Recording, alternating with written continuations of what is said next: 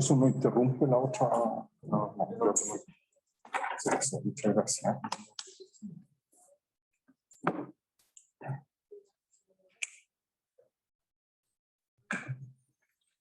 ¿Qué tal? Hola. Muy buenos días.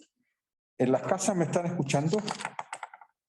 Disculpen, nos hemos atrasado unos minutitos porque hubo un problema con la conexión exterior. Y bueno, se produjo una interferencia en esta aplicación Zoom. Pero bueno, yo creo que ahora ya está resuelto. Estaba grabando, así que podemos empezar la clase y continuar con este capítulo número 2 del curso, que es análisis de Fourier y ecuaciones de teoría parcial. La parte que ya hemos visto es la introducción al análisis de Fourier, que son una serie de Fourier. Esta serie de Fourier lo que hacen es dar una función de Fourier en efecto de intervalo, digamos, menos tau-tau, o sea que son periódicas de periodo 2 tau. Cuando uno las reproduce por periodicidad a todo R, ¿cierto? Aproximar esas funciones que eventualmente son cosas discontinuas, poco suaves, ¿de acuerdo? Por ondas planas, o sea, por funciones de tipo seno y coseno. Son funciones altamente oscilantes. ¿Ya?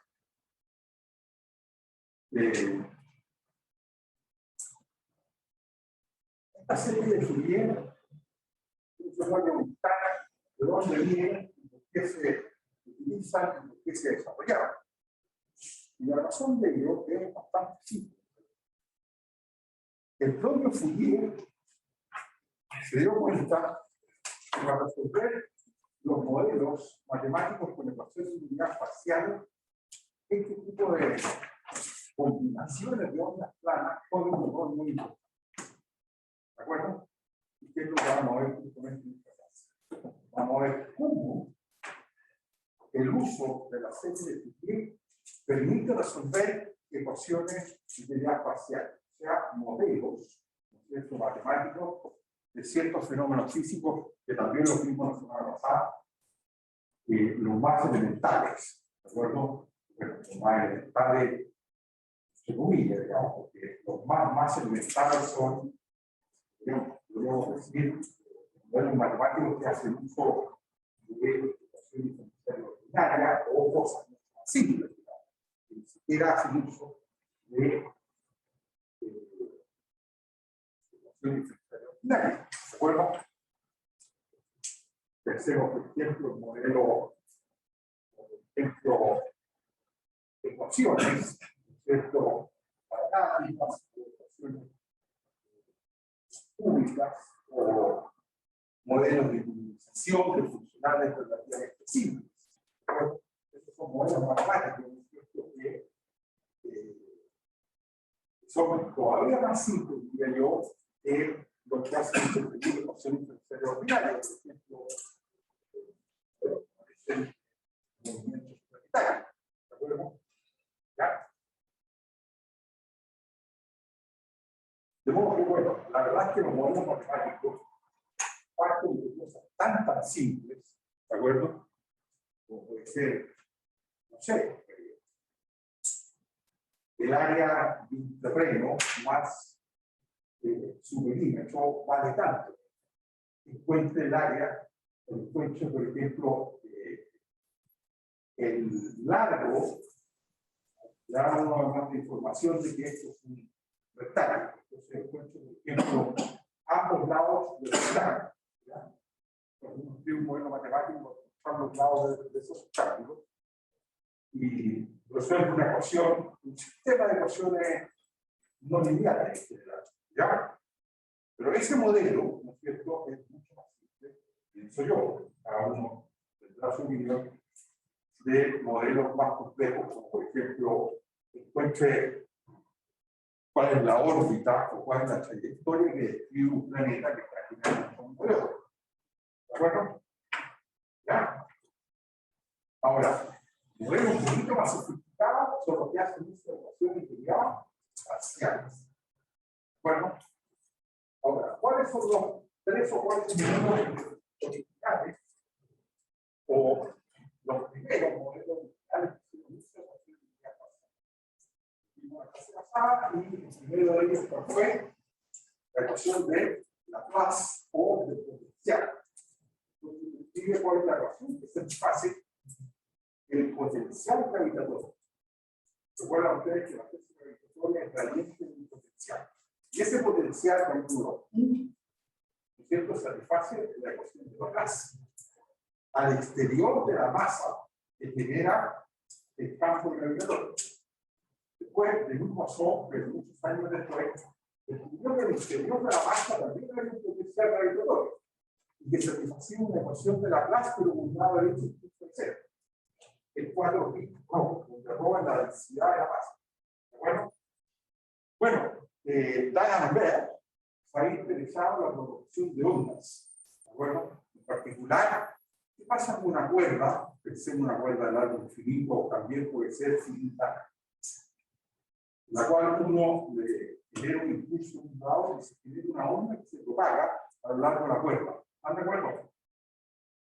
Bueno, estudiar la amplitud de esa propagación de onda, la onda que se propaga, lleva a una ecuación diferencial, a un modelo, ¿no es cierto?, con la ecuación de ondas. ¿De acuerdo? De 2U a de 2, donde U es la amplitud menos una constante veces el laplaciano U igual la fuerza actuando sobre la cuerda. La cuerda, no hay fuerza actuando sobre la cuerda, es igual. ¿De acuerdo? ¿Está claro? Bueno, la tercera o cuarta ecuación importante fue la ecuación que estudió Fourier.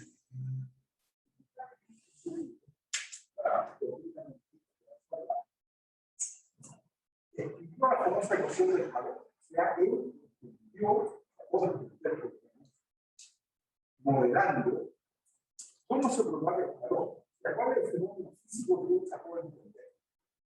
Ustedes tienen una chimenea en una sala, por ejemplo, como esta encima. Entonces, lo que uno observa, puede detectar este caso, de que el calor, que inicialmente está solo, poco a poco, ¿qué cosa va a pasar? Se propaga a lo largo de la sala. ¿Verdad? Y la temperatura de la sala comienza a subir en todas partes. ¿De acuerdo? Ahora, subir partió de algo muy simple. Fue la afirmación siguiente, que una cuestión muy intuitiva, y que él la descubrió simplemente pensando lo que estaba pasando, ¿no? Y es que el calor se propaga desde lugares de alta temperatura hacia lugares donde menos. ¿De acuerdo? Ahora, uno se puede poner a pensar que eso, la verdad, que es todavía muy poca información. ¿De acuerdo? Para poder modelar bien el fenómeno de la propagación del calor. Y eso que ocurrió fue antes de los postulados de la ley de la termodinámica. sí, mucho antes, no, mucho antes, claro. Esto es poco tiempo después de que Napoleón cayó en 1790. Napoleón se fue a Egipto, el cual es el primer conquistador de la cultura, que incluye intelectuales dentro de su grupo de personas o del grupo de individuos. Profe, Sí, ¿podría hablar más cerca del micrófono? Que acá online no se escucha tan bien. ya, perfecto. Sí, ahora estoy mejor. Entonces, Bueno, muchas gracias. Napoleón sería el primer ¿Profe? conquistador en este mundo. ¿Ah? ¿Se escucha? ¿Se escucha o no? No, le pregunto si se escucha el micrófono. Que le quería decir que la pantalla igual está, perdón, la pizarra está borrosa, está desenfocada. ¿Y ahí? Y ahora, 1000 veces mejor. ya, perfecto. Muchas gracias. Bueno, entonces estábamos diciendo que Napoleón había sido el primero de estos conquistadores en la historia del ser humano. Quizá el segundo, porque la verdad es que Alejandro Magno, por supuesto, pues, Alejandro Magno ya había partido a sus conquistas hacia el imperio persa y después llegó hasta la India en realidad, con un intelectual, que era Aristóteles. O sea que ya él había incorporado, fue quizá el primero, que incorporó a alguien que no era un guerrero, ni un militar, ni una persona involucrada en la lucha por poder, que lo incluye dentro de su equipo de personas con los cuales sale a conquistar el mundo. ¿De acuerdo? Napoleón lo hizo ya de manera muy explícita y partió con 150 personas, que eran todos, muchos de ellos profesores en la Escuela Politécnica de París. Uno de los más famosos que iba adentro, además de Mont, Fourier. Y la verdad es que a Fourier lo primero que él le encargó, llegando después de conquistar Egipto, fue que fundara la Academia de Ciencias del Cairo, cosa que hizo hacia 1800 haber sido, ¿ya? Y bueno, el presidente de la Academia iba a ser Napoleón, evidentemente, pero el secretario perpetuo de la Academia fue Fourier. Y él estuvo ahí, no sé, 6 o 7 años, hasta que, bueno, ya estaba un poco cansado, pues llegaron los ingleses, y la verdad es que por la llegada de los ingleses, los franceses como que tuvieron que replegarse y regresar a Francia, y Fourier regresó. Y regresó hacia 1804, 1805, y Napoleón, en agradecimiento a su trabajo en el Cairo, lo nombró prefecto de Grenoble. ¿De acuerdo? Y bueno, este es un puesto más bien político y administrativo. Y Fourier se aburría mucho de esto, no le gustaba. Y la verdad es que fue esa la época en la cual él se puso a trabajar en la propagación del calor, tratar de entender cómo se propaga el calor. Y de ahí salió la famosa ley de Fourier. ¿De acuerdo? Claro. Que dice que el flujo de calor, el calor es algo así como la velocidad del fluido. Obviamente no, este no es un curso de física ni mecánica, y por tanto no puedo mostrar estos detalles, pero quizás la mejor manera de imaginarse el flujo de calor es que se le nota un vector, ¿de acuerdo? Es cantidad de calor, o de energía calórica que está pasando, o que se está propagando, ¿de acuerdo? En 3 dimensiones. Llámalo un vector. Ese un vector, si uno quiere hacer una metáfora para entenderlo mejor, piense que es la velocidad del fluido, ¿de acuerdo? Y que el calor, en realidad, esta energía, es un fluido, ¿no es cierto?, que está propagándose o está moviéndose en una dinámica al interior de omega, o de la región en la cual estamos estudiando su propagación. Y ese vector Q, según la ley de Fourier, y eso es lo que se dio cuenta él, que es una cuestión que se puede explicar en pocas palabras, pero que bueno, no sé si este es el momento de hacerlo. Él descubrió que era igual a menos una constante K, que depende del medio en el cual se está haciendo la propagación, y que hoy se conoce como la conductividad calórica o térmica del medio, veces el gradiente de temperatura. ¿Ya? Ahora, el gradiente de temperatura tiene una interpretación matemática muy simple, bien conocida, ustedes la sabrán, que es el gradiente de toda función, o menos el gradiente de una función que ustedes saben.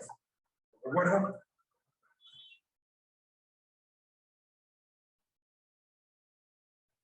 ¿Ah? ¿Perdón? Potencial. pensémoslo desde el punto de vista físico, ¿bien? O desde el punto de vista de minimización, ¿ya? Desde el punto de vista de la matemática, o física matemática. ¿Ah? ¿Qué es el gradiente de una función? ¿Qué representa? Es una dirección, primero que nada, ¿están de acuerdo? Pero ¿qué cosa interesante tiene esa dirección? Gradiente de algo. Es una dirección de propagación. Ahora, ¿qué dirección de propagación es? La que más pesa es significa. ¿Ah? Claro, el gradiente de una función es la dirección de máximo ascenso. Y menos gradiente es la dirección de ¿qué? De máximo o máximo descenso. Entonces lo que descubrió Fourier, que fue su ley, es que el flujo de calor es proporcional a menos gradiente de la temperatura. O sea, el calor, ¿en qué dirección se va? No solo se va desde los lugares de más temperatura a menos, sino que lo hace ¿en qué dirección?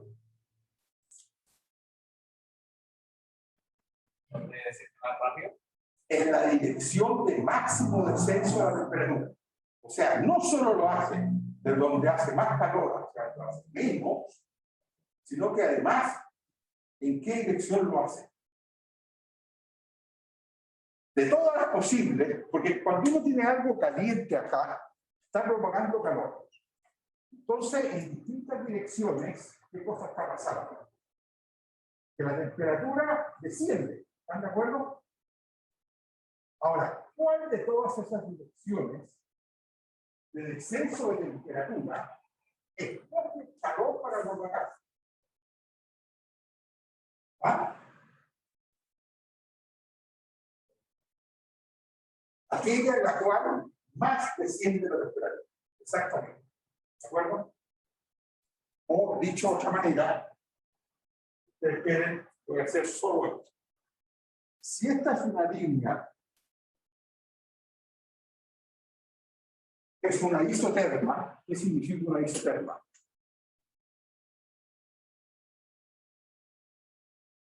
Significa que a lo largo de toda esa curva, o si estamos en dimensión 3, sería una superficie, ¿no es cierto? La temperatura es constante. Entonces, si uno está en un punto cualquiera de esta curva, decía Fourier, ¿cuántas posibilidades tiene el calor de propagarse, o el flujo de calor de propagarse a partir de ese punto, si es que va en la dirección de más temperatura a menos? Entonces, si uno supone que las isotermas con menos temperatura están hacia allá, podríamos pensar que están hacia el otro lado también, como que, pero argumentos completamente simétricos. ¿Están de acuerdo? Entonces, yo les pregunto, si la temperatura desciende en esta dirección, ¿cuántas posibles direcciones tendría el calor para propagarse satisfaciendo la ley básica que dice que el calor se propaga desde altas temperaturas hacia bajas?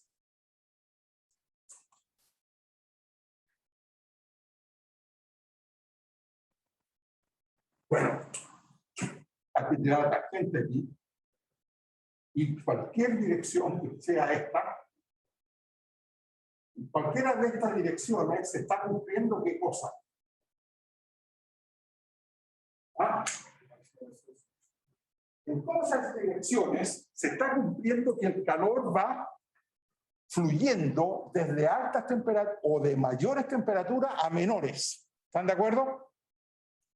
Ahora, la gran pregunta era,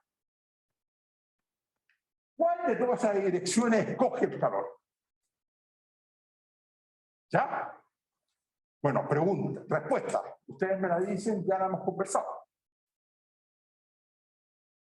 Apunta el gradiente, o sea, la tangente. La que apunta en la dirección de máximo descenso. ¿De acuerdo? Y esa dirección es menos gradiente de temperaturas. ¿Están de acuerdo?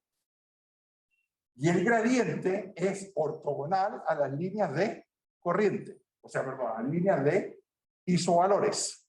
¿De acuerdo? O sea, el calor escoge esta entre todas, que es perpendicular a la isotérmica.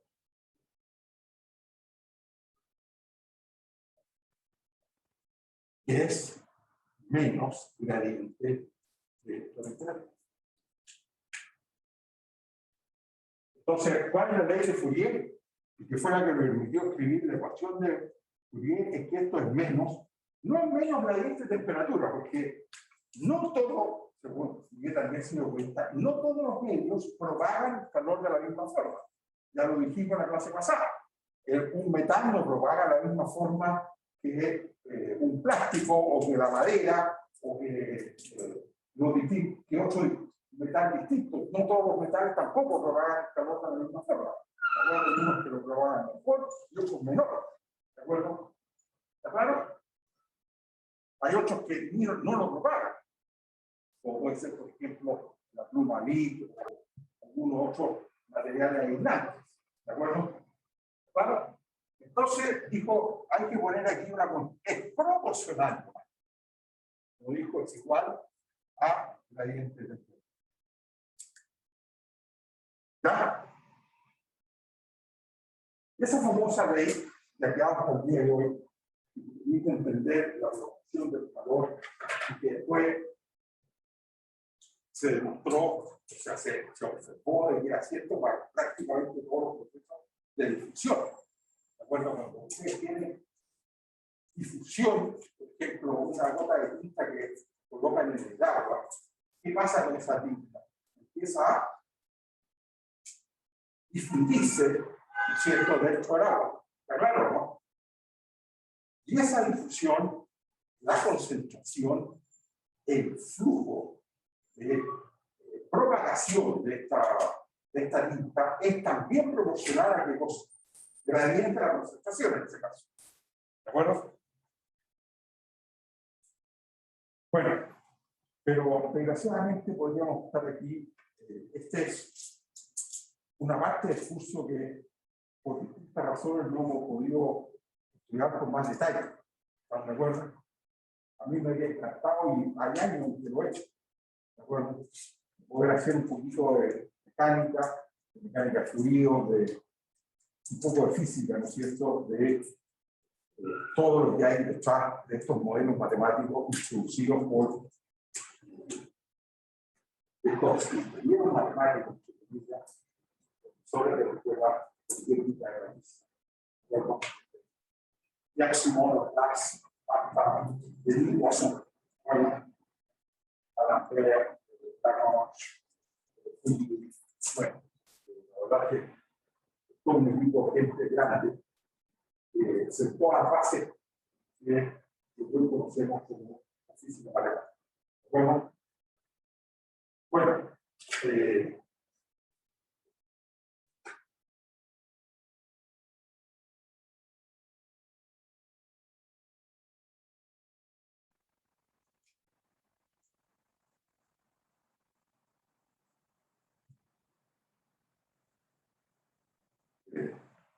entonces, aquí lo que nos vamos a tener que repetir, más que entender las ecuaciones y de dónde vienen estos modelos, a resolverlos.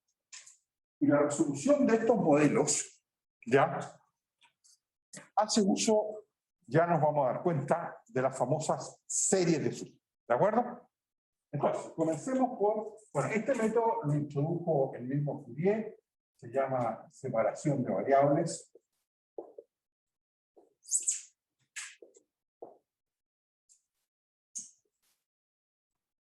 Y creo que lo mejor es que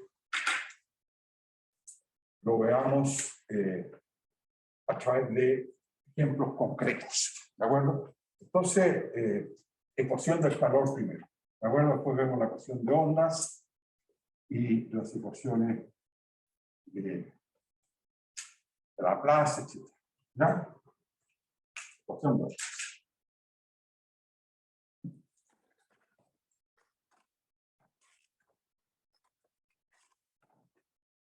Entonces, lo que tenemos es una región, entonces, omega va a ser el intervalo 0,1. O sea, lo que vamos a estudiar es la ecuación del calor unidimensional, si ustedes quieren. Perdón. Y dije calor, pero escribió, no sé por qué. Disculpen, ¿no? 0,1. Aquí va a estar la variable x. Vamos a estar en dimensión 1.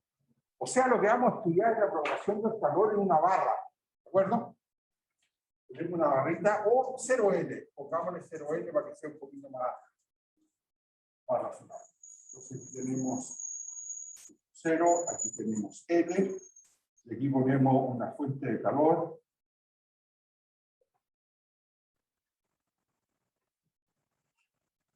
Queremos ver cómo varía la temperatura de esta barra con el tiempo t. ¿De acuerdo? Entonces, y buscamos U, una función U de xt, que va a representar temperatura de la barra 0L en t. O sea, al instante t. ¿De acuerdo? ¿Ya? Entonces, U satisface la ecuación de Fourier o la ecuación de Fourier, lo voy a poner. Entonces, esta es la ecuación de U a de t menos K en la conductividad de la barra, conductividad térmica, ¿cierto?, de la barra. Esto mide con qué facilidad la barra propaga el calor. ¿De acuerdo? ¿Está claro? Si cae muy grande, lo hace con mucha facilidad. Si cae muy cercano a cero, lo hace con más dificultad. ¿De acuerdo? Es la que aparece en la ley de Fourier. ¿De acuerdo? Bueno, Laplaciano en una dimensión es simplemente de 2u a x2 igual. Bueno, vamos a suponer que esta fuente de calor es nula, en principio, y lo que nos va a interesar es ver cómo se propaga el calor a partir de una temperatura inicial. ¿De acuerdo? ¿Ya? O sea, en t igual 0 tenemos una cierta temperatura y que dejamos evolucionar con el tiempo. ¿De acuerdo? ¿Ya? Entonces, esto es el... Oh, sí, dígame. La almacén no debería incluir también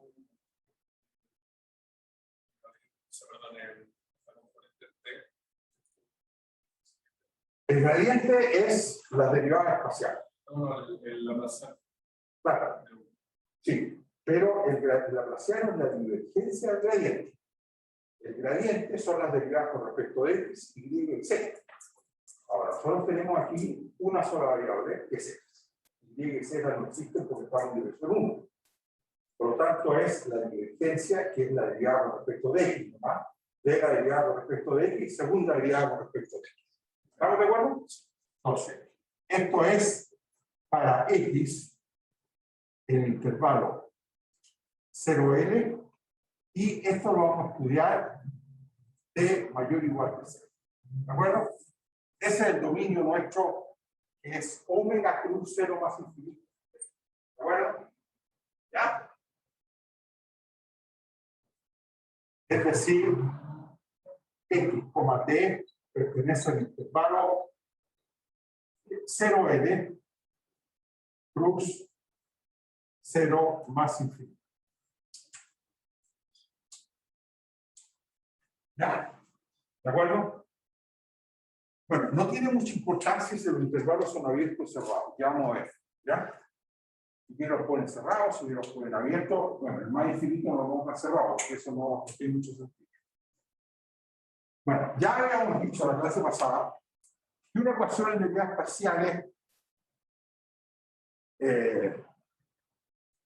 si uno la trata de resolver, se da cuenta que tiene infinitas soluciones. Y es necesario hacer qué cosa?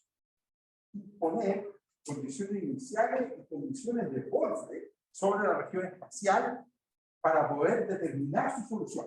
¿Está claro? Entonces, en este caso, lo primero que vamos a poner es una condición inicial. ¿De acuerdo? ¿Qué significa poner una condición inicial?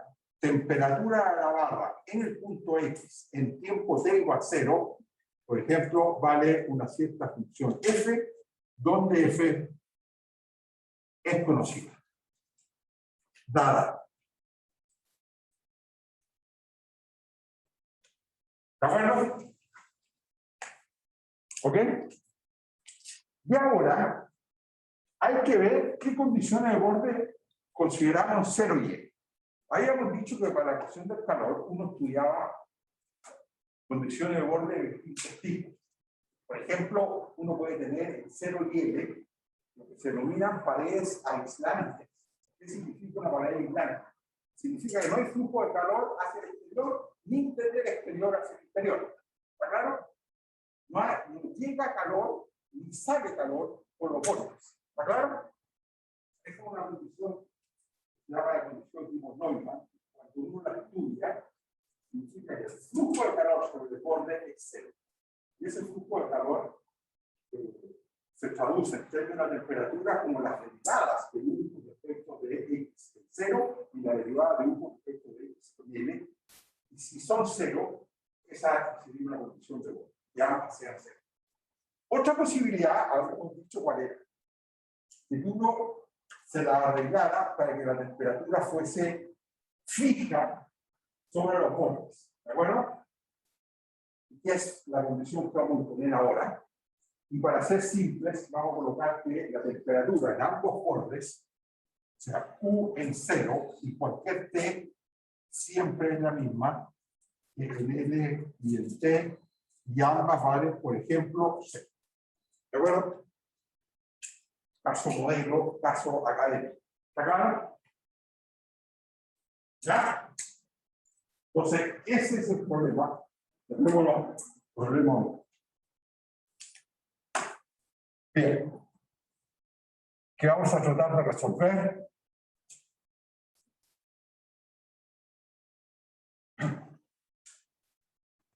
A ver, consultas en las casas, dudas, porque ya escribimos el modelo, ecuación del calor con un par de condiciones de borde, una en 0, la otra en L, y una condición inicial. Un calor terrible, aquí voy a tener que sacar el perdona. ¿Están de acuerdo? Consultas, porque ahora nos vamos a poner a resolver esto. ¿De acuerdo? ¿Está claro? Ahora, ustedes se dan cuenta que cada ecuación, cada línea que uno escribe, tiene un sustrato mecánico, físico. ¿Están de acuerdo? Que no vamos a insistir mucho en él. ¿Está claro? Aquí esto es algo que va a quedar un poquito en la nebulosa en el curso. Yo pido todas las disculpas del caso, ¿de acuerdo? De no poder enseñar esto y no tener el tiempo a hacerlo. Yo creo que soy la persona que más sufre con esta opción, ¿ya? De no poder tener el tiempo suficiente para que entremos en todos los detalles de lo que significa esto, ¿de acuerdo? ¿Ya? Pero bueno, estamos obligados a hacer elecciones, ¿de acuerdo? Que es algo más de la vida real. Uno está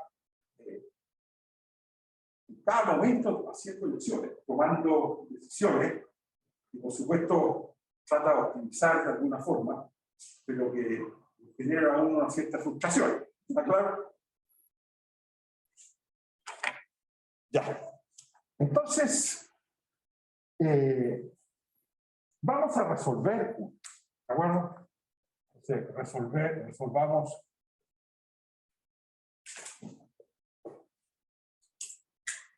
Entonces, ¿cuál fue la idea original de Fourier para resolver? Entonces, la idea matriz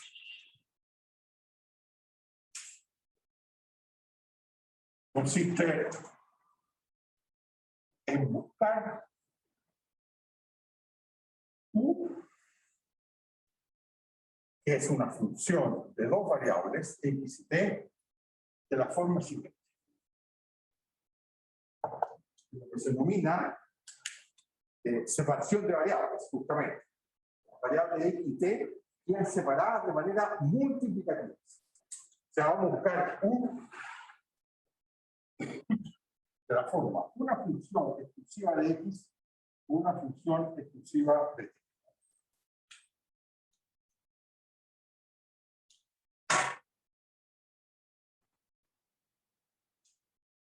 Donde phi y psi son, entre paréntesis, nuevas incógnitas. Porque la incógnita original es u, ¿están de acuerdo? Y hemos reemplazado una incógnita u por dos nuevas incógnitas, pero cada una de ellas, ¿cuál es la ventaja o la diferencia que tiene con respecto de u? Ustedes me dicen, ¿aló? Es función de una sola variable, la función u depende de ¿cuántas variables? Dos. Entonces hemos reemplazado una función de dos variables por una función de una sola variable. ¿Está claro o no? ¿Ya? Bueno, la peor desgracia que nos puede ocurrir es qué cosa. Es de que no encontremos ninguna phi, ninguna psi, tal que el producto de ambas de una función u, solución de toda esa cosa que está allá. ¿De acuerdo? Ahora, la suerte es que sí vamos a encontrar. Esa es la cuestión. ¿Ya? O sea, la idea es que esta función o este modelo matemático posee soluciones en variables separadas. ¿De acuerdo? ¿Ya? Pero Fourier, cuando empezó a hacer esto, se estaba aventurando. No tenía ni idea que le iba a resultar o no.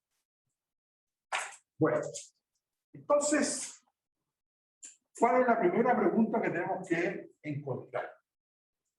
La primera pregunta que tenemos que resolver es: si U es solución del problema 1, ¿qué ecuaciones tienen que satisfacer phi y psi? ¿De acuerdo?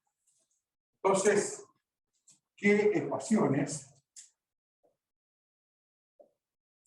resuelven phi y psi? Entonces, lo primero que uno hace es colocar U, pongamos U en la ecuación del calor. ¿De acuerdo? Entonces, si ponemos U en la ecuación del calor, nos queda psi' de t por phi de x menos k de psi de t por phi segunda de x tiene que ser igual a 0. Y eso para todo x y para todo t. ¿Está claro? ¿Ya? Donde, por supuesto, estas derivadas son con respecto de x y esa derivada que hay ahí es con respecto de ¿qué? De t. ¿Están de acuerdo? ¿Ya? Entonces aquí vamos a hacer algo interesante, que fue lo que hizo Fourier, que es dividir por el producto entre psi y phi. ¿Ya? ¿De acuerdo? Entonces, fíjense, la verdad es que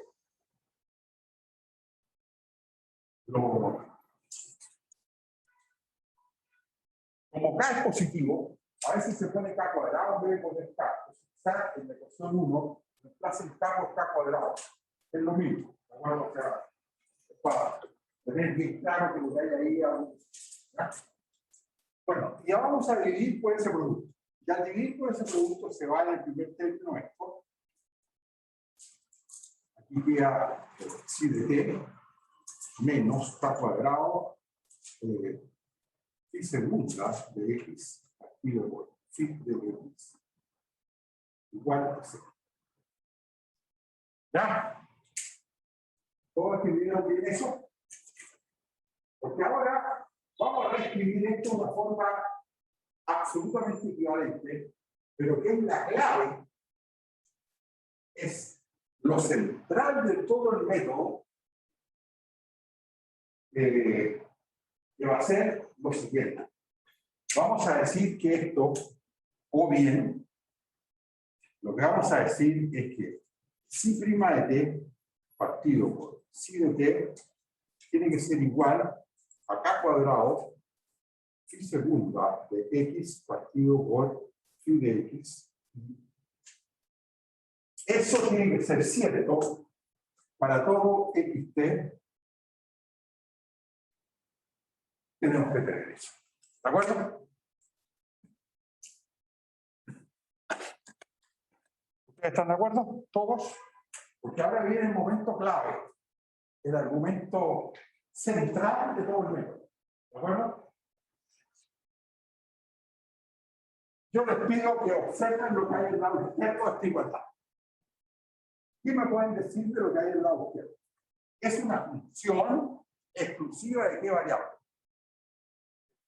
Pero lo que hay en el lado derecho es una función exclusiva de qué variable. X. Y lo que tiene que ocurrir es que ambos lados deben ser ciertos para qué, para qué t. Para todo X y para cada otro. Pregunta: ¿qué necesaria conclusión debemos sacar? ¿Esto qué necesariamente implica?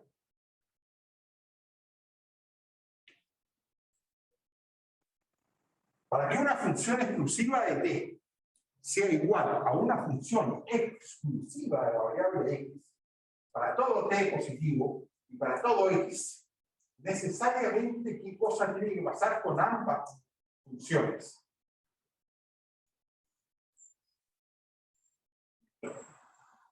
Claro, igual es seguro.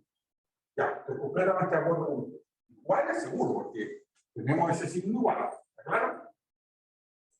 Pero no solo eso. Tienen que ser iguales ambas a qué cosa.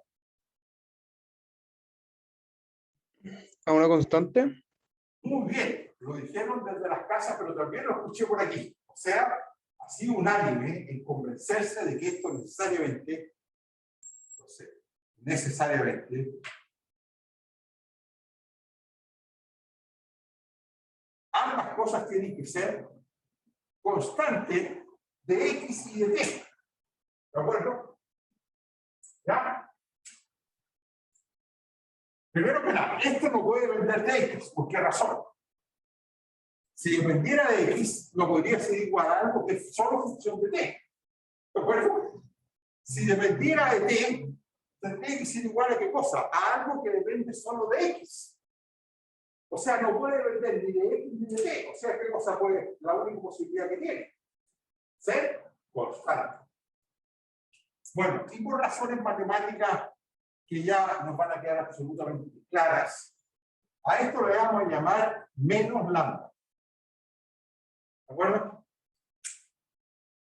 Ahora, si le llamamos lambda, no hay absolutamente ningún problema, sino que simplemente las cosas que ocurran cuando lambda es positivo ocurrirá en el otro caso cuando lambda es negativo, o cuando lambda sea negativo ocurrirá cuando lambda es positivo. Ahora, la cuestión es una cosa de gusto, ¿no? ¿De acuerdo? ¿Ya? Igual menos lambda. Este signo menos ya quedará claro.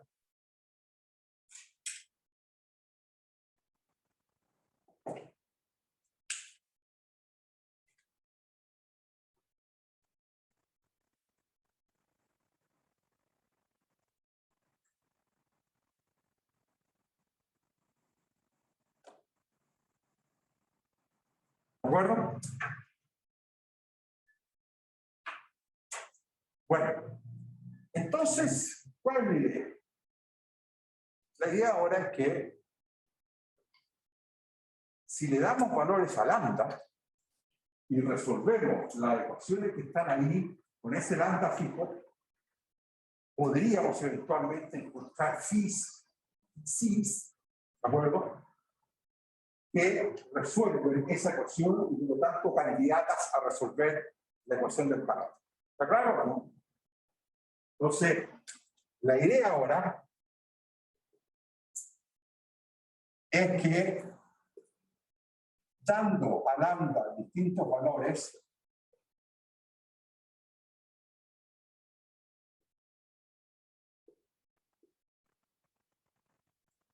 podamos encontrar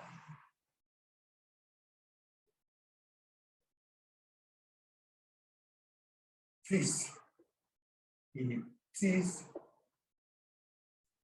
candidatos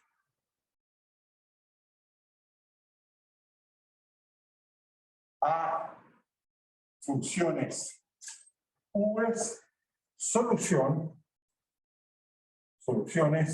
de 1. Bueno, de 1 va a ser harto más complicado, porque por el momento la única ecuación que hemos mirado es cuál.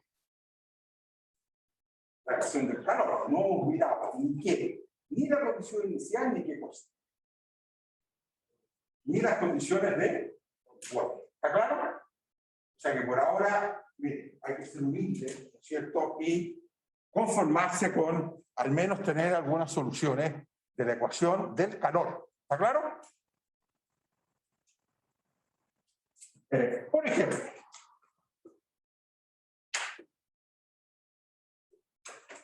si a lambda le dieron el valor 0, ¿de acuerdo? ¿Qué ecuación llegamos para psi? Entonces, psi de t prima tiene que ser igual a 0 y entonces psi de t igual constante independiente de t. ¿De acuerdo? Porque tenemos la ecuación psi prima psi igual a 0, multiplicado por psi queda psi prima igual a 0, y entonces integrando queda psi igual a 0. ¿Está claro? Psi igual constante, creo. ¿De acuerdo? Y queda que k cuadrado phi segunda de x también vale 0, ¿cierto? Sería la otra ecuación, igual 0. Esto implicaría, ¿qué cosa? Que phi segunda de x vale 0, o sea, implicaría que phi de x vale ax más b. O sea, una recta. ¿De acuerdo? ¿Es factible esta solución o no? ¿Es buena esa solución? ¿Sirve de algo?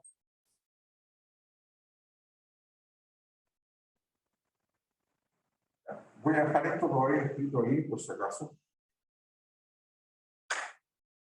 Pero U de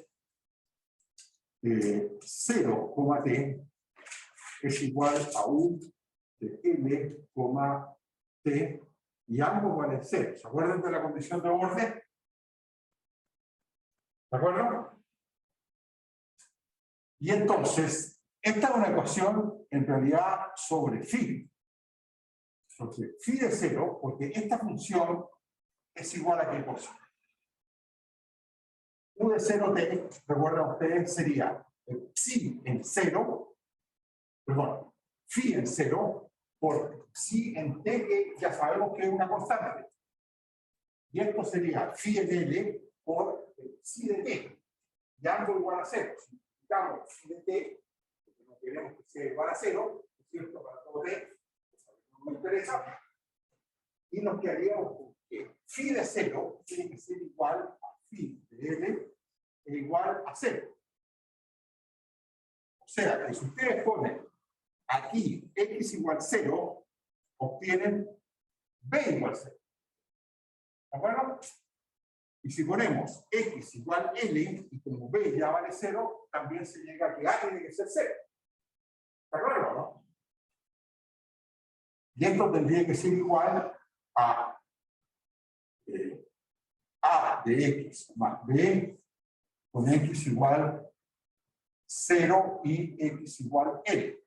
Luego, no hay otra solución, no hay más solución que A igual B igual C. ¿De acuerdo? O sea que nos ha ido súper mal. ¿Están de acuerdo o no? ¿Por qué no ha ido mal? Porque con lambda igual 0, la única solución phi razonable es phi igual 0 y psi igual constante. El producto da 0. ¿De acuerdo? O sea, la única solución en U, ¿quién es? O sea, así, lambda igual 0 genera como única solución, única posibilidad, U igual 0 por constante, o sea, 0, y por lo tanto no sirve de nada. ¿De acuerdo?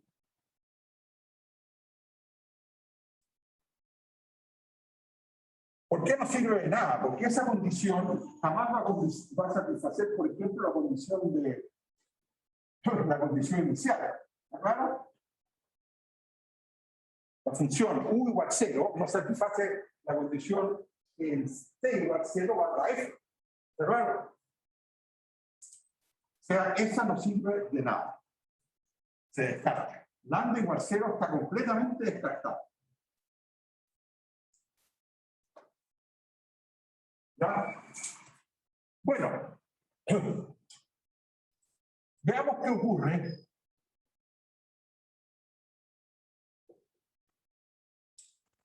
si fijamos lambda en un valor positivo. Ahora, si aquí hubiésemos puesto, en vez de menos lambda, hubiésemos puesto lambda, estaríamos fijando lambda en un valor negativo. ¿De acuerdo? Pero da más o menos lo mismo. ¿Está claro, no? Bueno, a ver si ahora tenemos mejor suerte que con lambda igual 0. ¿Está claro? Entonces, lambda está fijo, ¿ah? Ojo. Entonces, miremos primero la ecuación. Examinemos la ecuación en phi. Entonces, la ecuación en phi es una ecuación diferencial ordinaria. K cuadrado phi segunda de x, ¿no es cierto? Más lambda phi de x igual 0 en el intervalo 0L, es x, y a phi agreguemos inmediatamente las condiciones de borde que ya la habíamos calculado. ¿Se acuerdan?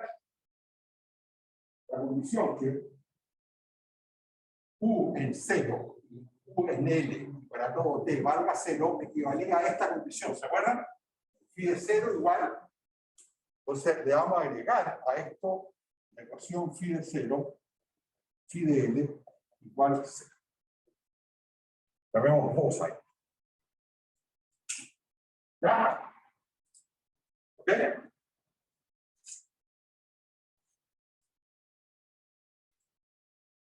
Bueno, y esto hay un curso completo de esta facultad dedicado a resolver esta ecuación. ¿De acuerdo? Lo primero que tenemos que hacer es escribir qué cosa. Polinomio característico. Entonces, polinomio característico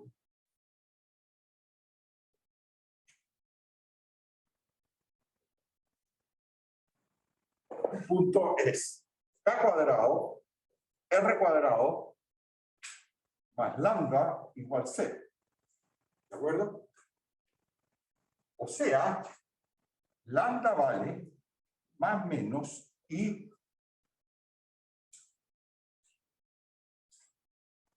perdón, R vale, estoy dejando lambda. R vale más menos i raíz de lambda, raíz de lambda partido por ¿verdad? ¿Ok? O sea, la solución general de la primera ecuación de la ecuación diferencial ordinaria que está ahí, ¿cuál es?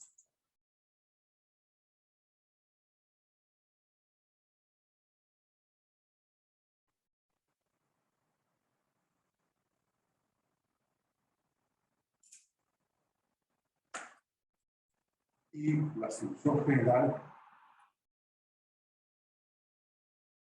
es phi de x igual una constante a coseno de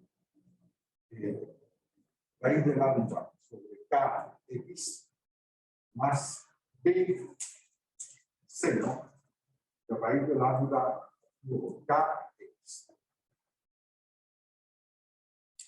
¿Ya? ¿Estamos de acuerdo? Se aparecen las ondas cuánticas. ¿De acuerdo? Seno y coseno. ¿Ya? ¿Ok? Bueno, pero tenemos que imponer la condición de que en x igual 0 sabemos que phi de 0, ¿cuánto vale? Si ponemos x igual 0, este término desaparece.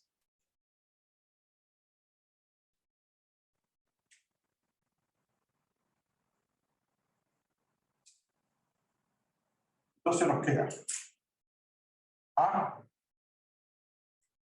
porque este vale 1, ¿no es cierto? Más B por 0 igual A igual 0.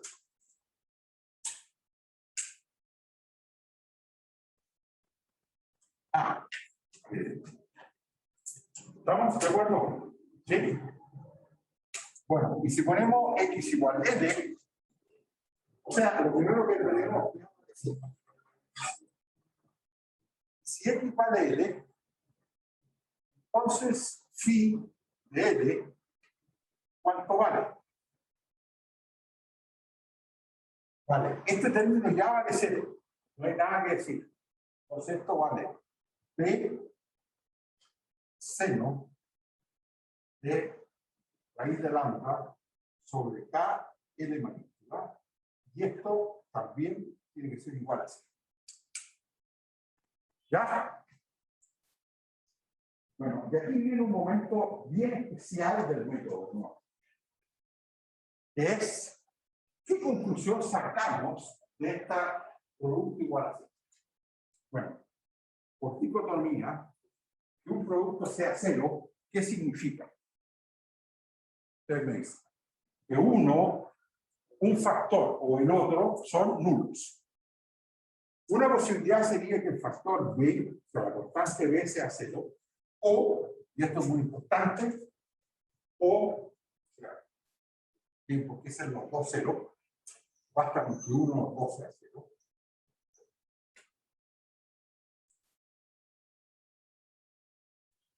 O sea, aquí hay dos posibilidades, ¿no es cierto? ¿Cuál vamos a descartar inmediatamente porque no nos sirve de nada? Claro, B igual 0, descartado. ¿No es cierto? Descartamos. ¿Por qué razón? Porque si B vale 0, como A ya vale 0, daría phi igual 0 y esa cuestión no nos sirve de nada. Por lo tanto, ¿cuál es el último palito del cual nos podemos sobrevivir? ¿Cuál es el último hilo del cual nos podemos agarrar para salvar el método y que no nos dé de nuevo la solución 1 igual a 0? ¿Ah? Ustedes me dicen. Que seno de ese término sea igual a 0. Y ahí sacamos una conclusión para el lambda.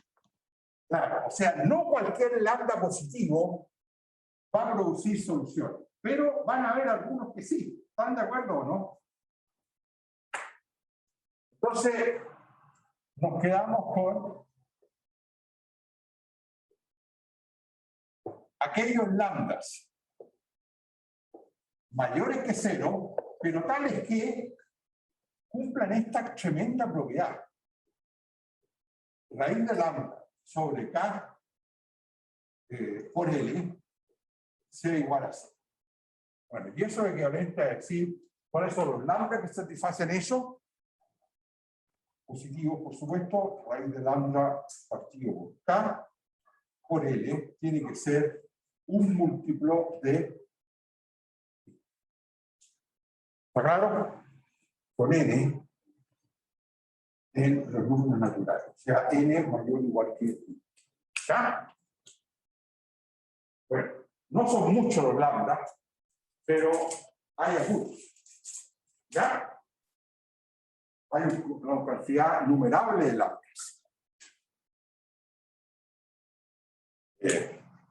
Es decir, lambda toma el valor lambda n, lo vamos a llamar, igual a n, k, i sobre l, y todo eso elevado al cuadrado. Entonces, esos son todos los valores de lambda que generan soluciones físicas.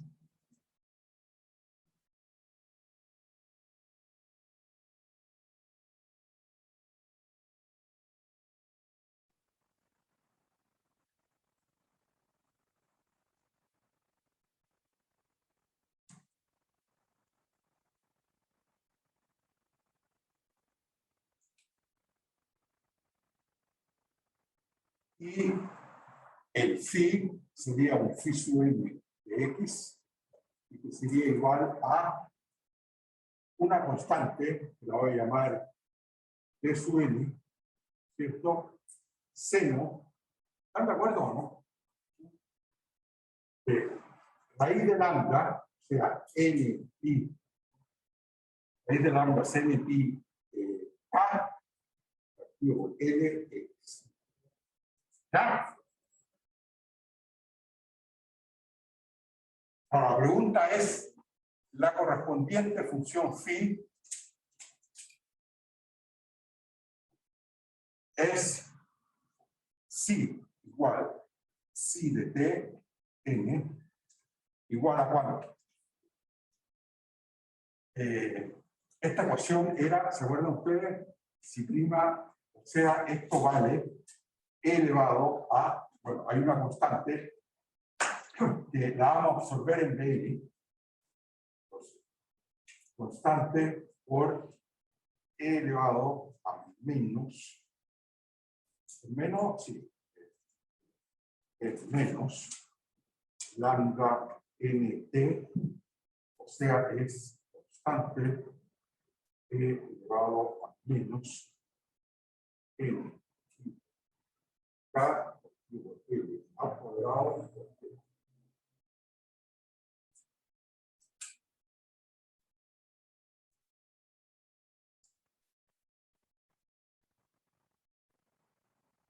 ¿Pues bien o no?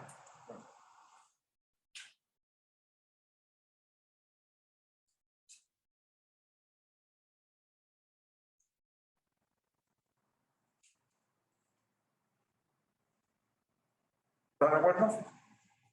¿Todos de acuerdo? En las casas, ¿están de acuerdo? Sí, profe. Bueno, pregunta. ¿Cuántas soluciones hemos encontrado en la ecuación del calor y que además satisface la condición inicial?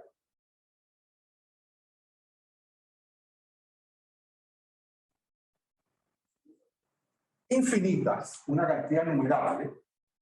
Entonces, así hemos encontrado una familia, llamémosla U sub n, de soluciones de la ecuación del calor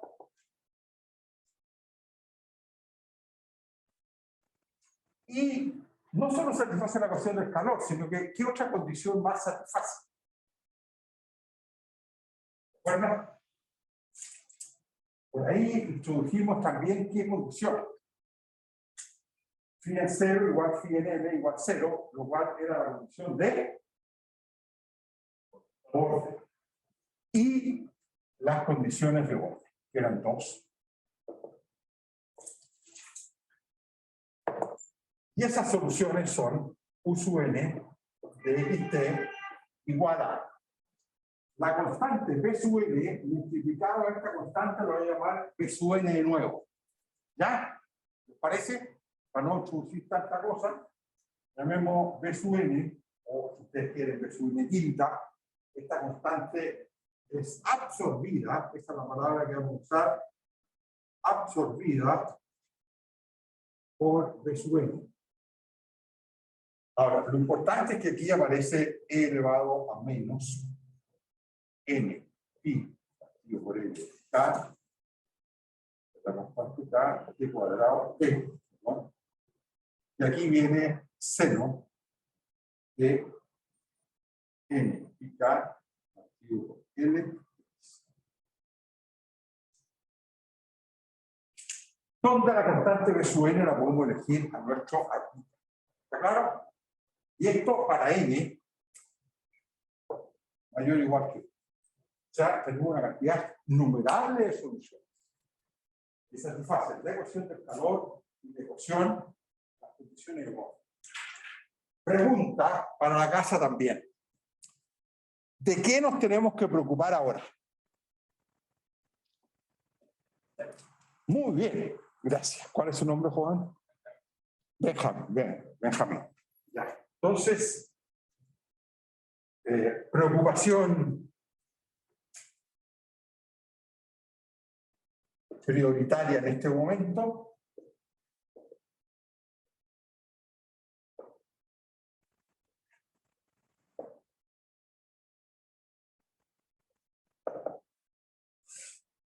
La condición inicial.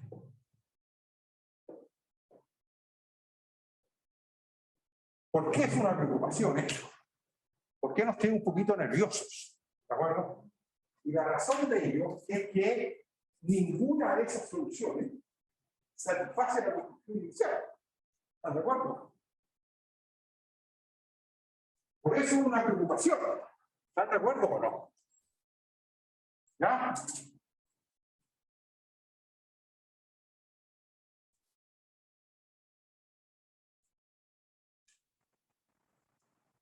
Entonces, es preocupación, vamos a decir, es inquietante, o sea, no es como para tomarse un tranquilizante, ¿no? pero igual pero está un poco preocupado, ¿de acuerdo? Es inquietante, pues, ¿qué cosa ocurre? Pues ninguna de las USUN XT satisfacen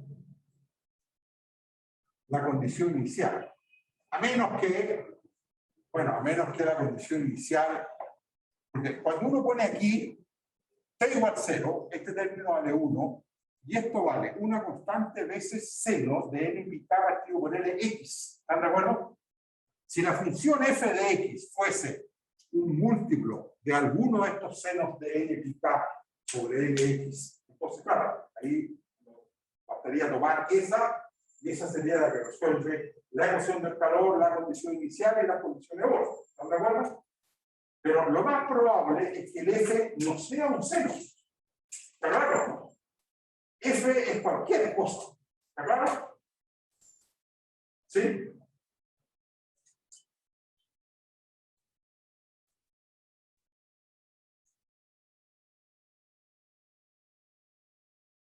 Bien, entonces, pregunta. ¿Cómo nos tranquilizamos para resolver esta inquietud que tenemos? ¿Qué hacemos?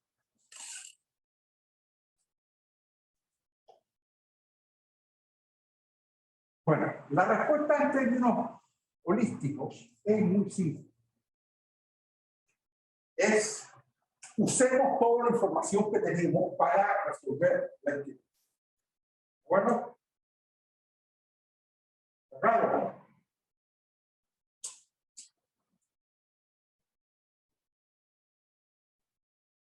Que fue lo que dijo Fourier en realidad. ¿Ya? Entonces, para tranquilizarnos, La idea es, ¿qué cosa? Es reflexionar, tomarnos un tecito. Entonces, la idea es usar toda la información. Toda la información. ¿Qué significa toda la información que tenemos para satisfacer la condición inicial? ¿De acuerdo?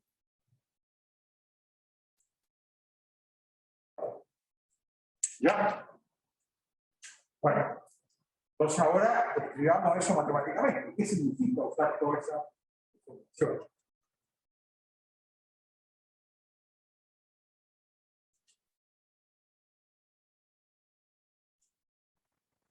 ¿Significa que vamos a usar solo el uso 1?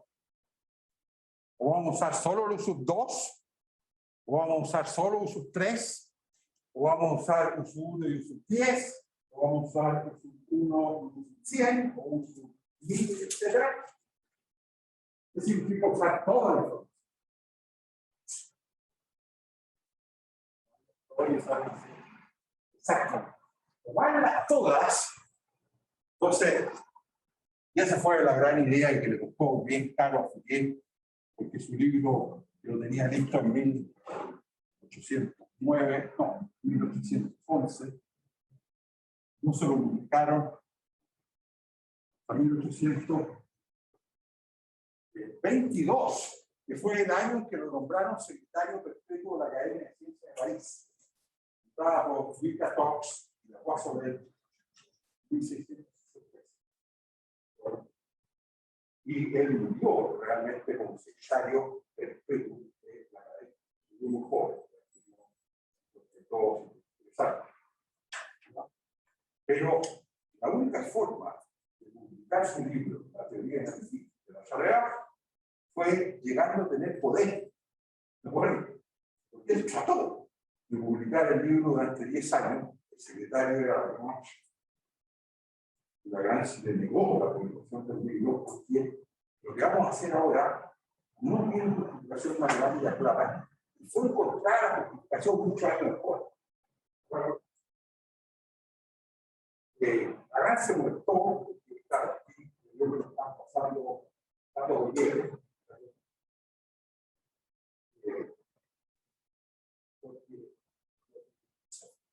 Porque fue una salida. Como volvió a hablar con la ciencia. Completamente comprendido por el resto, porque no hay una comunicación racional lo suficientemente clara. Es necesario que la mente haya evolucionado más para poder entender lo que este señor estaba diciendo. Este señor lo que había hecho es base a muchos años de generación de matemática. ¿De acuerdo? Entonces, lo que hizo Fourier fue, dijo, entonces, busquemos entonces soluciones U, busquemos la solución U que nos interesa de la forma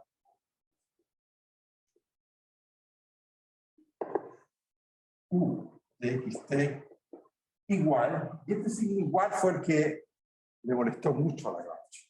Bueno, el secretario de la Academia se tuvo que morir Lagrange para que Fourier pudiese publicar su libro, ¿ya? Y este signo igual pasara a ser algo escrito, reconocido, aunque nadie lo entendía bien, ni siquiera el propio Fourier, ¿de acuerdo? Entonces vamos a buscar U como una serie. Y esa serie va a ser estos B sub n seno de n pi k sobre L x. Por, vamos para acá.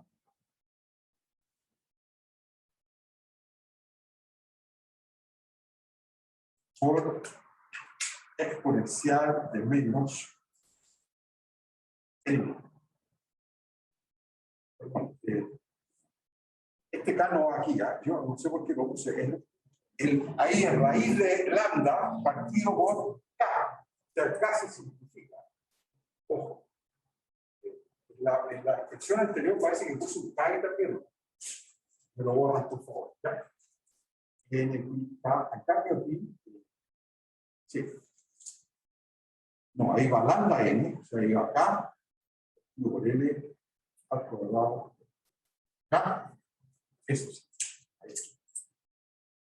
Entonces parece que en la línea anterior, para escribir un sub n, puse un K ahí, ¿no? Sí, claro, el raíz de lambda partido por K. Ese K se simplifica. Ojo. Ya. De esta forma, en donde esta serie que está al lado derecho es una serie de funciones que en esa época nadie sabía cómo tratar. ¿Están de acuerdo? Y nadie sabía en qué norma convergía, ni si es que era una igualdad punto a punto o no. Nosotros vimos un teorema de convergencia, ¿se acuerdan? De la serie. Y la pregunta entonces es de esta forma. Ahora, formalmente, si ustedes quieren, por linealidad, como cada una de estas funciones, f de un sub n, cada una de esas sub n satisface la ecuación del calor y las condiciones de Born. ¿Están de acuerdo? Pero ninguna de ellas satisface qué cosa. La condición inicial. ¿Están de acuerdo? Ahora, la idea y la esperanza, ¿cuál es? La esperanza que tuvo Fourier es qué cosa. De que sumando infinitas de estas cosas, podríamos satisfacer la condición inicial. La pregunta es, ¿qué peso se le da a cada una de ellas, de las sub-n? O sea, en el fondo, ¿cómo escogemos los B sub n? Entonces, la pregunta ahora es, ¿cómo escoger los B sub n de modo que f de x, que es la condición inicial, sea igual a u de x0 y que sería igual a la suma n mayor o igual que 1. Si ponemos p igual 0 aquí, ¿cuánto vale este término? ¿Ah? ¿Vale? 1, y aquí queda simplemente b sub n seno de n pi sobre l x. Y entonces, bueno, la gran pregunta ahora para todos ustedes es ¿cómo es que escoger estos B sub n? Así, los B sub n se deben escoger como qué cosa.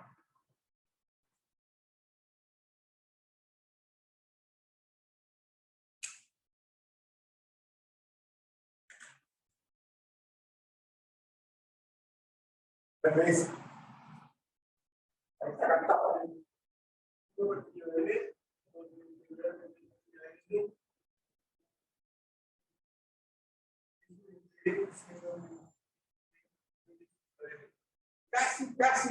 Casi. Yo estoy casi 100% de acuerdo con usted.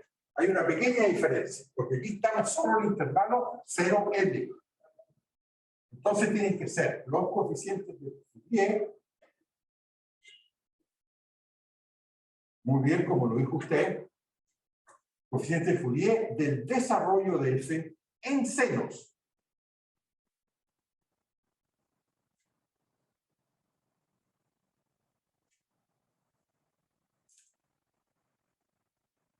Pero el desarrollo en serie de Fourier de una función en seno corresponde al desarrollo en serie de Fourier de su extensión al intervalo menos LL por imparidad. ¿Se acuerdan? O sea, como usted muy bien dice, B sub n es, bueno, lo voy a escribir el resultado final, que es el desarrollo en seno, que es el coeficiente de Fourier cuando uno extiende f a menos LL por imparidad. Y cuando pasa el intervalo 0L, simplemente queda dos veces la integral 0 y L de f de x seno de n pi x. ¿Ya?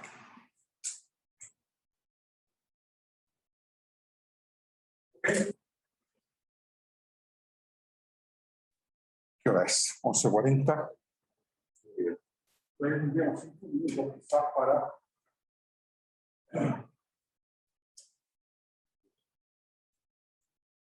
ecuación de onda.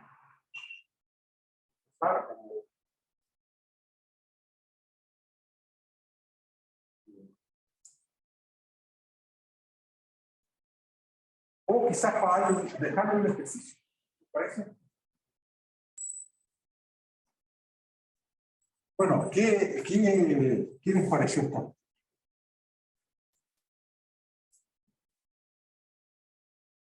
Bueno, Fourier con esto, yo creo que dejó más trabajo que respuestas.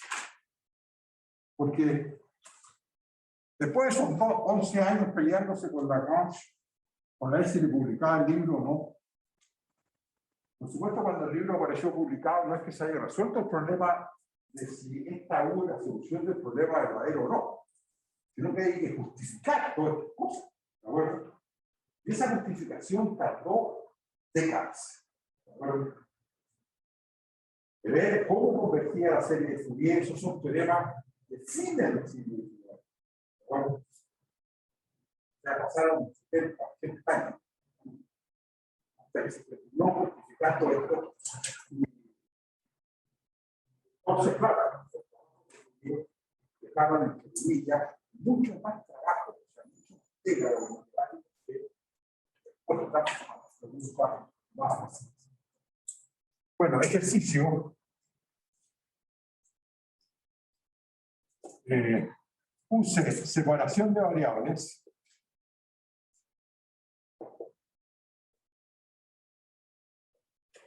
Para resolver el mismo problema, pero con otras condiciones, ecuación del calor. Con condición de flujo sobre el borde que le damos.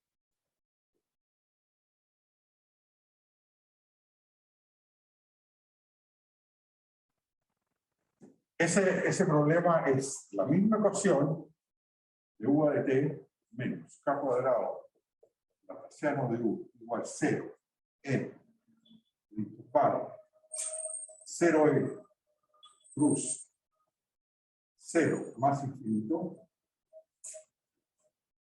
u en 0 igual f de x entre 0 y l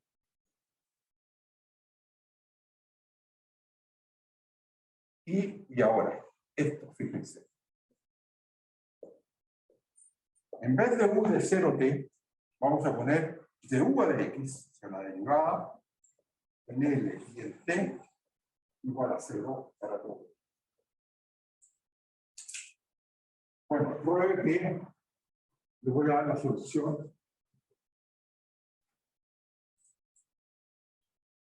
Y pruebe que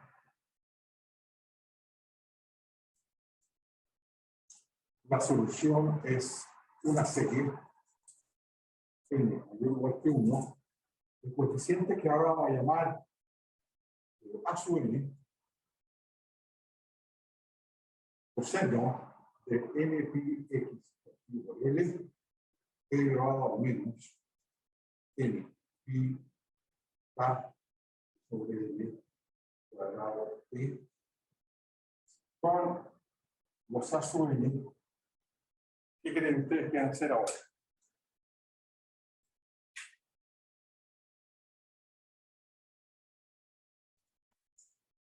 Coeficiente de Fourier del desarrollo de f en a coseno. Los a sub n igual a los coes Entonces, n mayor o igual que 0, ¿verdad? O f de Fourier el desarrollo de f en cosenos, no ceros. O sea que son los coeficientes de Fourier de la extensión par de f al intervalo menos 0. ¿Ya? ¿Ok? Bueno, consultas jóvenes en las casas.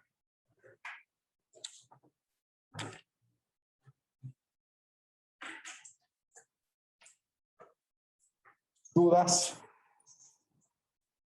Bueno, nos hemos acercado mucho a algo bien interesante y que es bien central dentro de la historia de la matemática. Este señor Jean-Baptiste Fourier, ¿cierto? Y a la Academia de Ciencias de París. Es un lugar emblemático en la historia de la ciencia mundial. ¿Verdad? La primera Academia de Ciencias del mundo. ¿Verdad? 1666. ¿Okay?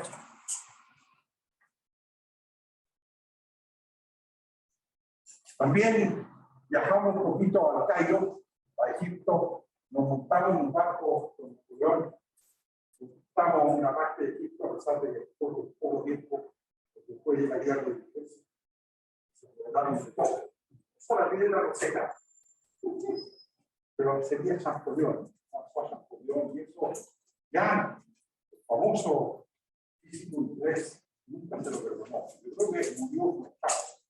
No ha sido él, a pesar de que los ingleses pasaron la piedra para que la descifrara, no fue capaz de descifrarla antes que François Champollion. Bueno, nos vemos entonces el viernes. Ya.